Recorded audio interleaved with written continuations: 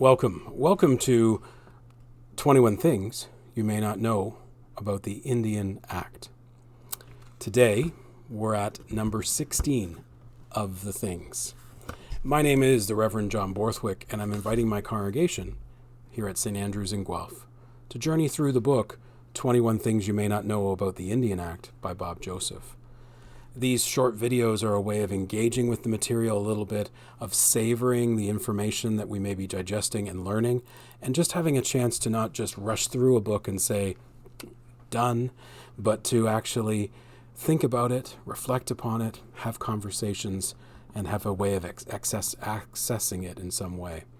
I'm also sharing these videos because I know that for some folks, they're not going to pick up this book. They're not going to read it. And so at least this way I can give some of the tidbits of the book as a way of expanding the reach of Bob Joseph and his message to help us understand better what it is the Indigenous community has been facing all the way back from contact to today and all the way back to the creation of a legislation called the Indian Act and how it has had a very, very direct impact on people living in Canada who would be defined as being Indigenous. Number 16, forbade Indians from forming political organizations.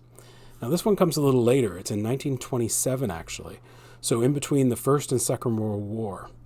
Now it seems that that there was a fear a little bit that as the First World War was happening, there was not a lot of connection between Indigenous communities.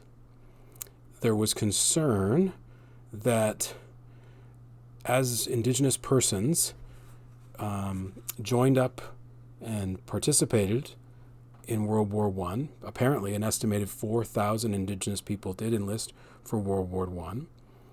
What the veterans of that war who were Indigenous discovered that they found other people who had similar experiences or had organized themselves in different ways or had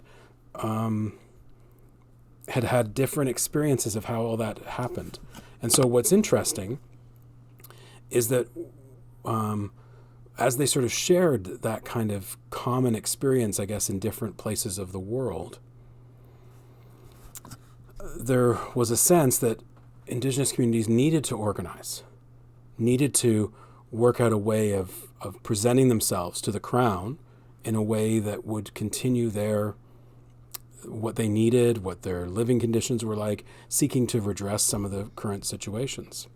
And so there was a vision for something called the League of Indians of Canada, a way of unifying under pursuing common goals and improving living conditions, recognizing land rights, and better education. And unfortunately, but not surprisingly, I would expect if you've been through this far of the book, this was a great concern for the federal government and Indian agents, and certainly a man by the name of Duncan Campbell Scott, the Deputy Superintendent General of Indian Affairs, that somehow the unification of First Nations people would be contrary to the mainstreaming that they were attempting to do. And so they attempted to actually, this one organizer, a gentleman by the name of Loft, they attempted to take away his status as an Indian person. And then began to tell people that anybody who was seeking to organize in this way, this would not be in your best interests, that there could be some serious, serious problems. And so the government actually amended the Indian Act to ban Indians from forming political organizations like the League of Indians in 1927. Now, Bob is good to say that just because the government said you can't meet and you can't gather, funny enough, people still did. And he actually references local Guelph author Thomas King's The Inconvenient Indian, where he talks about how they did still meet, even after World War II. They went sort of underground, and he references one story in particular that says at the beginning of these meetings that they had, to avoid the possibility of persecution, the participants would sing, "Onward, Christian Soldiers." And if anyone asked, they could say they belonged to a Bible study group. He says, I'm not sure it's a true story, but I like it. And I like it too.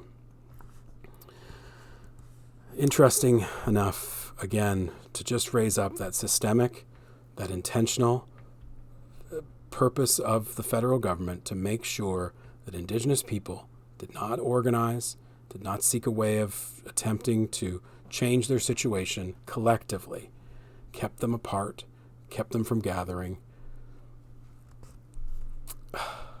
And no wonder continued to cause the situation that they find themselves in today, and all the difficulty they've had for well over 100 years or more, plus all the way back to contact. There's more to come in the things that speak to this directly, but for now, that'll be all. Look forward to talking to you again the next time we meet.